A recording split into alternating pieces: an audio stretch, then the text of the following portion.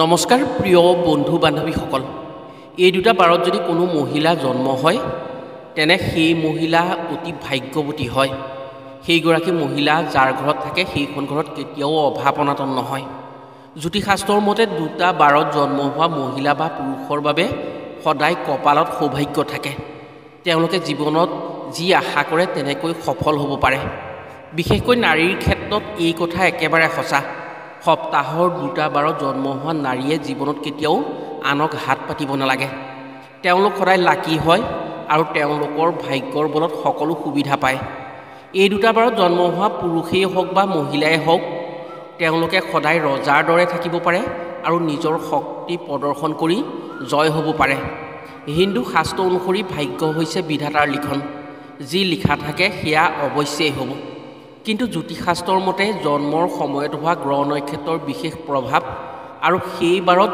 যি ইষ্ট দেৱতাৰ প্ৰভাৱ পৰে সেই অনুসৰিয়ে ভাগ্য নিৰ্ণয় হয় আজিৰ ভিডিঅ'ত আমি আপোনাক জনাম কোন দুটা বাৰত জন্ম হোৱা নাৰী সকলোতকৈ ভাগ্যৱতী হয় কিয় তেওঁলোকে অধিক ভাগ্যশালী হয় আৰু সপ্তাহৰ কোন বাৰত জন্ম হোৱা জাতক জাতিকাৰ ভাগ্য কেনেকুৱা হয় তেওঁলোকৰ ভৱিষ্যত জীৱনৰ চৰিত্ৰৰ প্ৰভাৱ কেনেধৰণৰ হ'ব পাৰে কোন বাৰত জন্ম হ'লে সেই পুৰুষ বা মহিলাই তেওঁলোকে কোনজন দেৱতাৰ কৃপা দৃষ্টি বেছি পায় সেই দেৱতাৰ কৃপাত কেনেধৰণৰ কৰ্মত অধিক সফলতা আনিব পাৰে সেয়েহে আজিৰ ভিডিঅ'টো প্ৰতিজন ব্যক্তিৰ বাবে অতি গুৰুত্বপূৰ্ণ ভিডিঅ' যিসকলে আজিৰ ভিডিঅ'টো সম্পূৰ্ণকৈ চাই জ্যোতিষাস্ত্ৰ অনুসৰি তেওঁলোকৰ ভৱিষ্যতৰ কথা তেওঁলোকে নিজেই জানিব পাৰিব গতিকে আজিৰ ভিডিঅ'টো শেষলৈকে চাবলৈ অনুৰোধ জনোৱা হ'ল প্ৰিয় বন্ধু বান্ধৱীসকল তেনে জানো আহক কোন দুটা বাৰত জন্ম হোৱা মহিলাসকল সকলোতকৈ ভাগ্যৱতী হয় তেওঁলোক কিয় অধিক ভাগ্যৱতী হৈ জীৱনত সকলো সুখৰ অধিকাৰী হ'ব পাৰে কথাসমূহ কোৱাৰ আগতেই আপোনাক এটি সৰু অনুৰোধ জনাওঁ ভিডিঅ'টো যদি ভাল পায় তেনে এটা লাইক কৰাৰ লগতে কমেণ্ট বক্সত জয় শ্ৰী হৰি বুলি লিখিবলৈ কেতিয়াও নাপাহৰিব আৰু যদি আমাৰ চেনেললৈ প্ৰথম আহিছে তেনে চেনেলটো ছাবস্ক্ৰাইব কৰাৰ লগতে অন্য 10 জনে উপকৃত হোৱাকৈ ভিডিঅ'টো শ্বেয়াৰ কৰিবলৈ অনুৰোধ জনালোঁ যিসকল নাৰী বা মহিলা মংগলবাৰে জন্ম হয় বা যিসকল নাৰীৰ জন্মবাৰ মংগলবাৰ হয় তেওঁলোকৰ খং বেছি হয় ৰূপত যদিও সুন্দৰী হয় তথাপিও বহু সংখ্যক মহিলাই মাগুৰ বৰণীয়া হয় মংগলবাৰে জন্ম হোৱা মহিলাসকলে বৰ নিয়ম নীতি ধৰি থাকিব নিবিচাৰে ভগৱানৰ প্ৰতি সিমান ভৰসা নাথাকে বা বিশ্বাস নাথাকে তেওঁলোকে ভাবে কৰিলে হ'ব নকৰিলে নহয় তেওঁলোকে আধুনিকতাৰ প্ৰতি বেছি ৰাপ দিয়ে তেওঁলোকৰ ভয় কম খোলা মনৰ হয় তেওঁলোকে খোলাকৈ কথা ক'ব জানে শাৰীৰিকভাৱে কিছু দুৰ্বল হয় তেওঁলোক সোনকালে উত্তেজিত হয় উত্তেজনাৰ সময়ত কাৰোবাক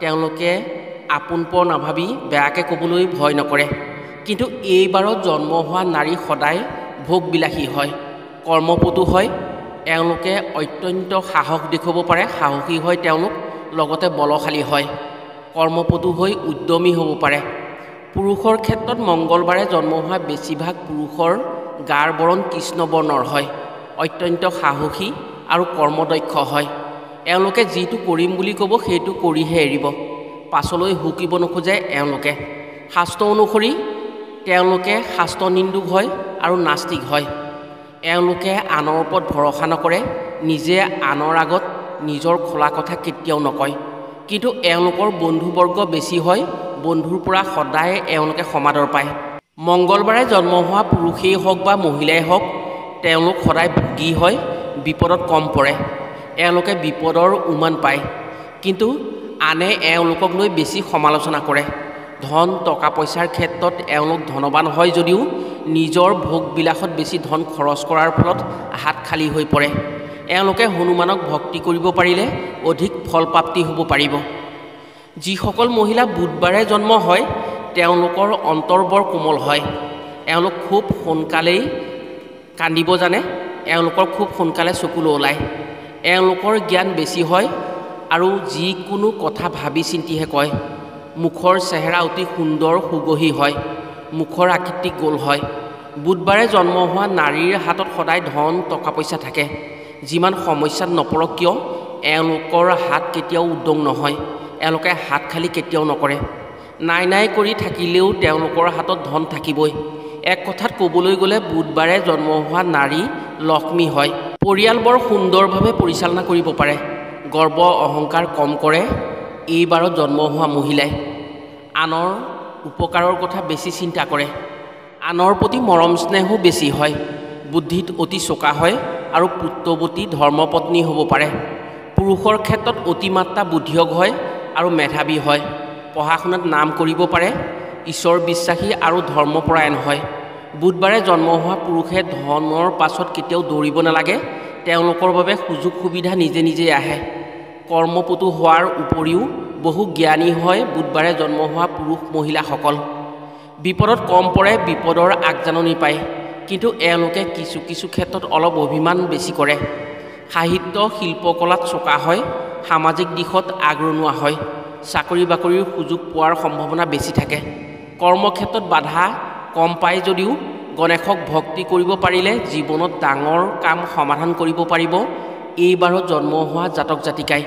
বৃহস্পতিবাৰে যিসকল মহিলা জন্ম হয় তেওঁলোক শান্ত আৰু সুন্দৰ স্বভাৱৰ হয়।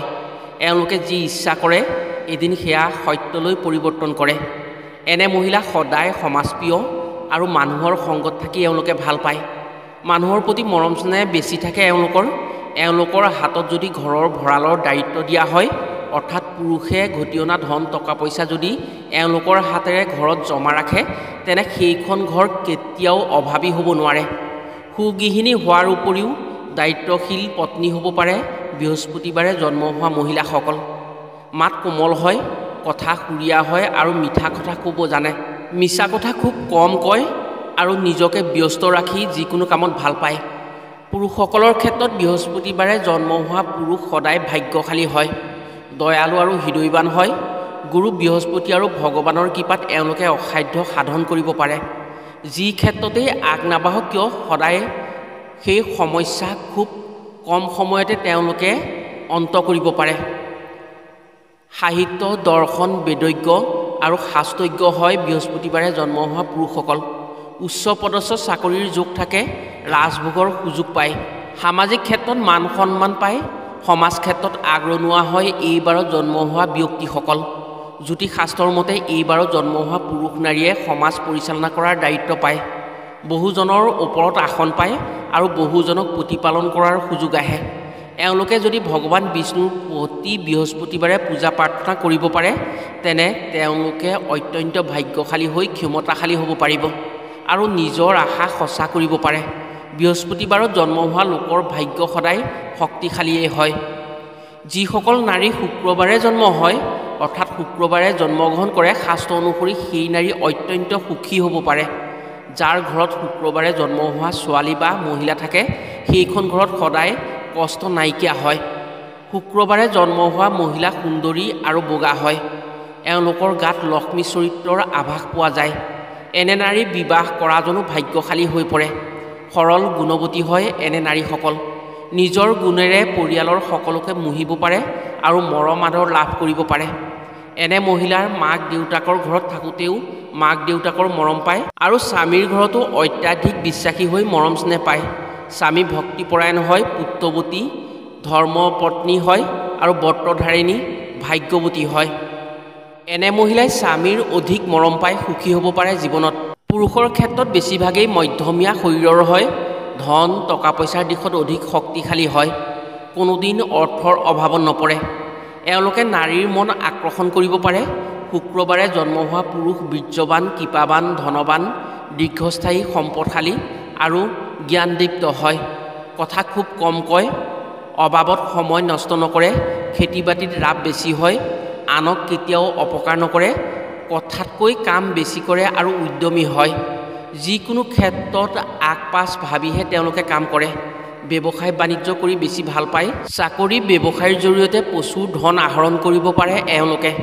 শনিবাৰে যিসকল মহিলাৰ জন্ম হয় তেওঁলোকৰ চৰিত্ৰ নিখুঁত নহয়। বেছিভাগৰে তেওঁলোকৰ চৰিত্ৰত কিছু কুলসিত ভাৱ থাকে। যদি শনিবাৰে পিছবেলা কোনো নাৰীৰ জন্ম হয়, তেনে তেওঁ সম্ভোগবিলাসী হয়। একাধিক পুৰুষৰ সান্নিধ্য পোৱাৰ লিপ্সা কৰে। খুব বেছি খৰচী হয়। এনে নাৰীয়ে অৰ্থ কষ্টত পৰিবলগীয়া হয়। পঢ়া শুনাত কিন্তু অতি চোকা হয়। শৰীৰৰ গঠন লাহি আৰু ওখ হয়। এওঁলোক খুব কৰ্মপটু হয়। কাজিয়া পেচাল কৰি ভাল পায় এওঁলোক মুখপটুও হয়। খেল ধেমালিত অতি চোকা হয়। লাহ বিলাস কৰি তেওঁলোকে সুখী হ'ব পাৰে।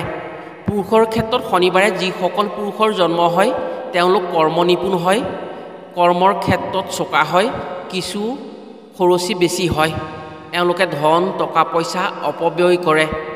ভোগ বিলাসত বেছি লিপ্ত থাকে। এওঁলোকৰ খং বেছি হয়, যাৰ ফলত ঘৰতেই হওক বা বাহিৰতেই হওক কাজিয়া পেচালত লিপ্ত হ'বলগীয়া হয়। আনৰ ডাঙৰ কথা ডাঙৰ মাত এওঁলোকে হজম কৰিব নোৱাৰে।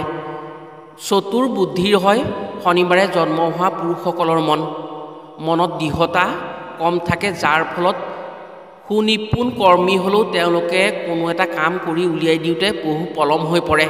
এনে পুৰুষ জুৱা নিচাৰ প্ৰতি বেছি আগ্ৰহী হয়, কিন্তু যিকোনো ক্ষেত্ৰত প্ৰথমে আগভাগ লয় এই শ্ৰেণীৰ ব্যক্তিয়ে।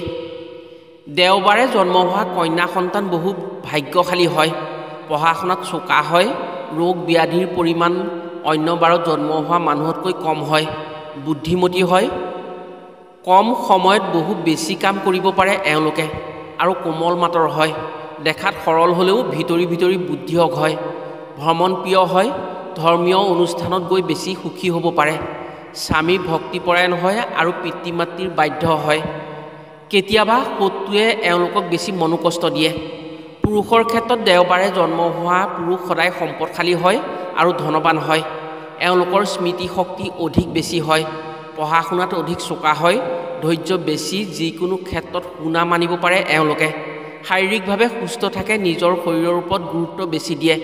উচ্চ শিক্ষাৰে শিক্ষিত হৈ উচ্চ পদৰ চাকৰি পায়। এওঁলোকে আনক সহায় কৰি বেছি ভাল পায়, কিন্তু সুযোগ পালে সহায়ৰ পতক তুলিবলৈ এওঁলোকে ভয় নকৰে। নিখুঁত বুদ্ধিয়ক হোৱাৰ বাবেই এওঁলোকে যিকোনো ক্ষেত্ৰত আনৰ চকুত ধূলি দি কাম কৰিব পাৰে আৰু বিপদত কম পৰে। যিসকল মহিলা সোমবাৰে জন্ম হয় তেওঁলোক মৃদুভাষী হয়। এওঁলোকে নিজৰ কথা বতৰাৰ যোগেদি আনৰ অন্তৰ জয় কৰিব পাৰে। উচ্চ অভিলাষী হোৱাৰ লগতে বহু ভাগ্যৱতী হয়। বহুত ভাল স্বামী লাভ কৰিব পাৰে। জন্ম হোৱা ঘৰখনতকৈ স্বামীৰ গৃহত বেছি সুখী হ'ব পাৰে। নানান বিদ্যাত পাকৈত হয় এওঁলোক। এক কথাত ক'বলৈ গ'লে এওঁলোকে আনে বলে নোৱাৰা কাম কৰিব পাৰে। উচ্চ মনযুক্ত হৈ আনৰ সমস্যাক নিজৰ সমস্যা বুলি ভাবি সেই সমস্যা সমাধান কৰাত তেওঁলোকে ব্যস্ত হ'ব পাৰে। সৌভাগ্যশালী হৈ সকলো সুখৰ অধিকাৰী হয় সোমবাৰে জন্ম হোৱা মহিলাসকল। পুৰুষৰ ক্ষেত্ৰত সোমবাৰে জন্ম হোৱা পুৰুষসকল ধাৰ্মিক, গুণী, জ্ঞানী আৰু পণ্ডিত হয়। সাহসী আৰু যিকোনো ক্ষেত্ৰত পাৰ্গত হয়। নিজৰ পৰিয়ালৰ ক্ষেত্ৰত অত্যাধিক দায়িত্বশীল হয় আৰু মৰমীয়াল হয়। পত্নীক বেছি মৰম কৰে। শাৰীৰিকভাৱে সুস্থ সবল আৰু বাহুবলী হয়। বল বীৰ্যত শক্তিশালী হয়। কাম ভাৱনা বেছি থাকে এওঁলোকৰ। সুশিক্ষাৰে শিক্ষিত হৈ সমাজৰ বাবে ভাল কাম কৰি সমাদৰ পাব পাৰে এইবাৰে জন্ম হোৱা পুৰুষসকলে। সোমবাৰে জন্ম হোৱা পুৰুষ মহিলা দুয়োৰে অধিক ভাগ্যশালী হ'ব পাৰে। প্ৰিয় বন্ধু বান্ধৱীসকল, জ্যোতিষশাস্ত্ৰ অনুসৰি জন্মৰ বাৰ অনুসৰি পুৰুষ মহিলাসকলে জীৱনত এনেদৰেই তেওঁলোকৰ ব্যক্তিত্ব বিকাশ কৰিব পাৰে। আশা কৰিছোঁ আপোনাৰ জন্ম বাৰ অনুসৰি নিশ্চয় উপকৃত হ'ব পাৰিব। আজিলৈ ভিডিঅ'টো ইমানতে সামৰিছোঁ। পুনৰ অন্য এটি ভিডিঅ'ৰ জৰিয়তে লগ পোৱাৰ আশাৰে আজিলৈ আহোঁ। সকলো ভালে থাকক, সুস্থ থাকক। ধন্যবাদ।